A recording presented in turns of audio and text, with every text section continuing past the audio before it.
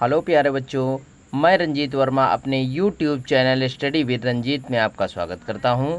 बच्चों, मैं आज अपने इस वीडियो में आपको भयानक रस तथा करुण रस के बारे में पढ़ाऊंगा। तो बच्चों, अधिक समय न लेते हुए हम चलते हैं करुण रस की परिभाषा की ओर।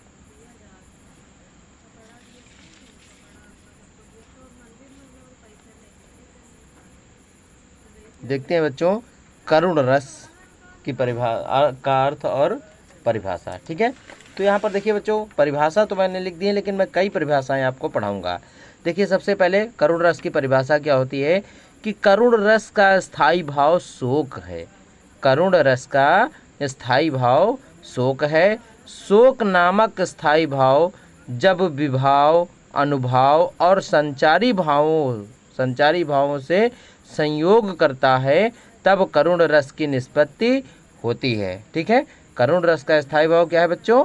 शोक होता है। करुण रस का स्थायी भाव शोक होता है, और शोक नामक स्थायी भाव जब विभाव, अनुभाव और संचारी भावों से संयोग करता है, तब करुण रस की निष्पत्ति होती है। अथवा आप कह सकते हैं कि किसी की मृत्यु हो जाए या कोई प्रिय वस्तु हमेशा के लिए खो जाए, तो वहाँ पर जो दुख होता है उसे ही हम करुण रस कहते हैं। ठीक है, तो अब देखते हैं बच्चों हम आगे। जैसे इसकी एक और परिभाषा हो सकती है कि जब हृदय में, कह सकते हैं जब हृदय में पीड़ा, निराशा आदि का भाव उत्पन्न हो। जब हृदय में पीड़ा, निराशा आदि का भाव उत्पन्न हो तो करुण रस की उत्पत्ति होती है।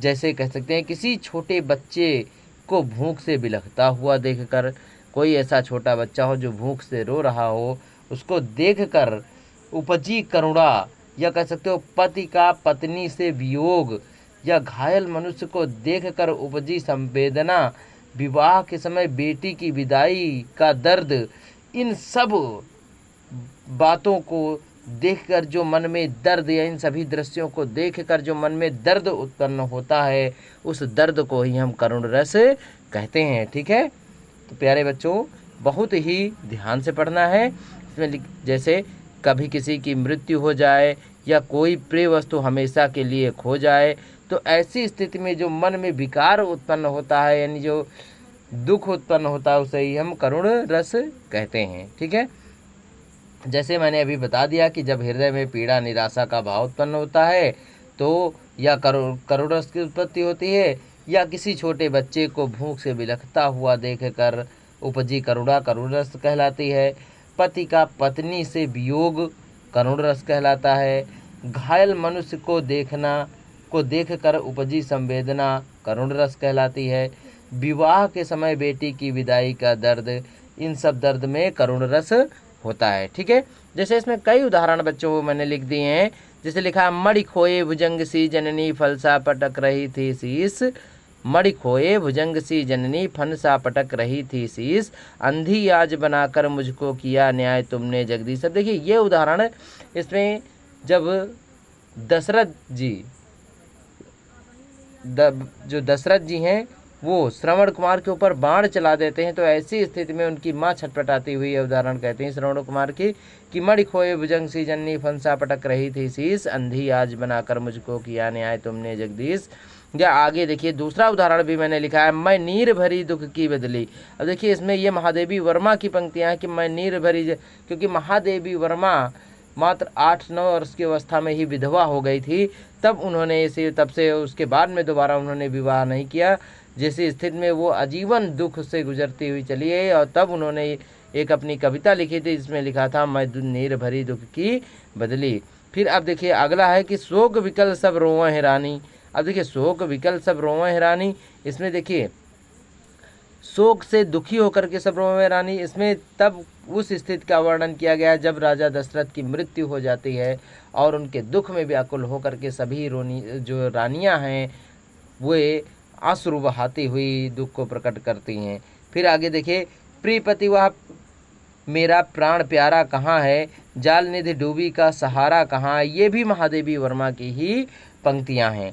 ठीक है। तो इन सभी उदाहरणों में, चूंकि मैंने कई उदाहरण लिख दिए हैं, एक उदाहरण कभी कठिन लग जाता है या कभी अचानक याद नहीं आता, जिसके कारण मैं अपने प्रत्येक परिभाषा में अनेकों उदाहरण लेकर चलता हूँ।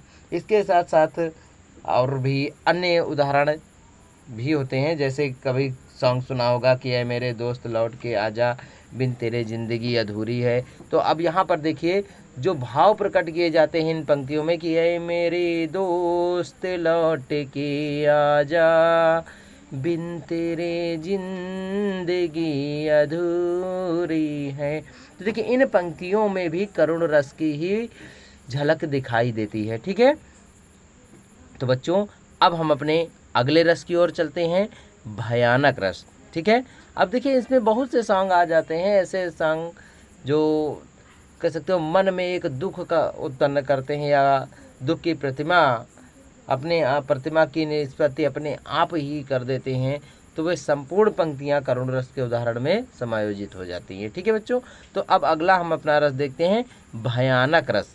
भयानक रस इसमें देखते हैं परिभाषा इसकी क्या होती है कि किसी भयानक अथवा डरावने दृश्य को देखकर डर जाना ही भयानक रस होता है। देखिए किसी भयानक अथवा डरावने दृश्य को देखकर या अचानक देखकर डर जाना ही भयानक रस होता है। जैसे कि आप कभी कदार अचानक जाएं और रास्ते में अचानक सांप आपको दिखाई दे तो आपके मन में एक डर उत्पन्न हो जाता है, भय उत्पन्न हो जाता है, उसे ही हम भयानक रस कहते हैं, ठीक है।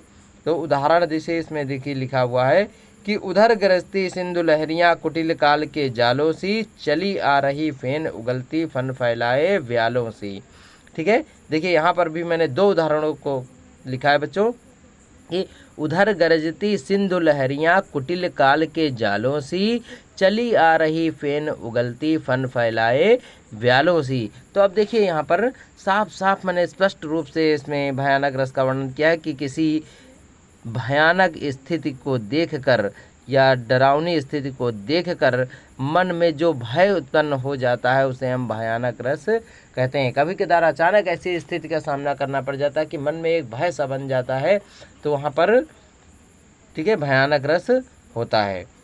अब आगे देखिए इसके उदाहरण भी मैंने लिख दिए हैं। फिर आगे दूसरा उदाहरण बच्चों मैंने इसमें लिखा है, चित्रहूँ के कपिसो निशाचर न लगी हैं।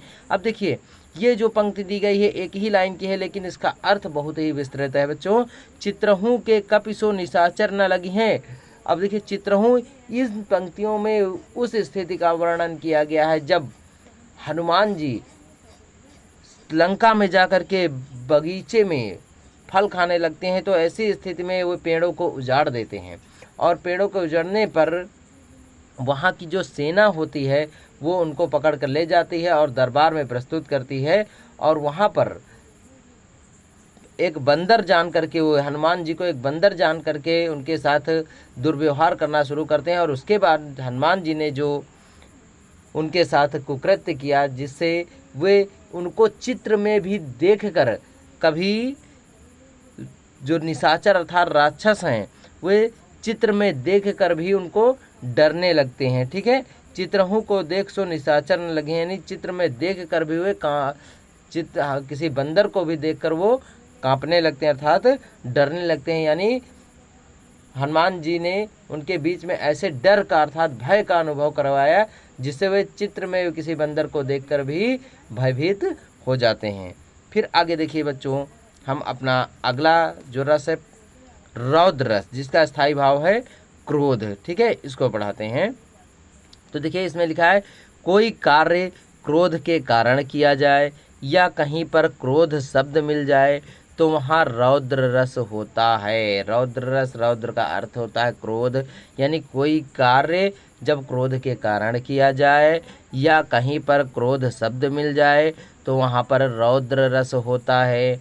जैसे उदाहरण में है कि उस काल मारे क्रोध के तन कांपने उनका लगा, उस काल मारे क्रोध के तन कांपने उनका लगा, मानो हवा के वेग से सोता हुआ सागर जगा। अब देखिए यहाँ पर मैंने यहाँ साफ साफ बच्चों पंक्तियों में लिखा, परिभाषा में लिखा कि कोई कार्य क्रोधवश किया जाए या कहीं पर क्रोध शब्द लिखा मिल जाए। अब देखिए उस काल मारे क्रोध के, यानी जहाँ पर ये रौद्र रस होगा वहाँ पर क्रोध शब्द अवश्य आएगा। जहाँ कहीं भी किसी पंक्ति में क्रोध शब्द लिखा मिल जाए वहीं रौद्र रस हो जाता है। ये सबसे बड़ी पहचान है इसकी। तो उस काल मारे क्रोध के तन कांपने, उनका लगा मानो हवा के वेग से सोता हुआ सागर जगा। ठीक है, अब और अगला भी देखिए, एक और उदाहरण मैंने बच्चों लिख दिया है इसमें कि श्री कृष्ण के वचन सुन अर्जुन क्रोध से जलने लगे। किससे जलने लगे? क्रोध से। ठीक है, श्री कृष्ण के वचन सुन अर्जुन क्रोध से जलने लगे। और ऊपर ही मैंने साफ साफ परिभाषा में स्पष्ट रूप से दर्शा दिया है कि जब कोई कार्य क्रोध के कारण किया जाए या कहीं पर क्रोध शब्द लिखा हुआ मिल जाए तो वहाँ पर रौद्र रस होता है। और नीचे ही साफ साफ पंक्तियों में लिखा हुआ है कि श्री कृष्ण के वचन सुन अर्जुन क्रोध से जलने लगे। किससे जलने लगे? क्रोध से। तो देखिए यहाँ पर क्रोध शब्द लिखा हुआ मिल गया, इसलिए यहाँ पर रौद्र रस होता है। तो प्यारे बच्चों, हम अपने इस वीडियो को यहीं विराम देते हैं और अपने अगले वीडियो में हम अलग रस के साथ उपस्थित होंगे। तब तक के लिए यदि अभी तक आपने हमारे चैनल को सब्सक्राइब नहीं किया है तो चैनल को सब्सक्राइब करके बेल आइकन दबाना न भूलें, जिससे संपूर्ण वीडियो आपको मिल सकें। धन्यवाद।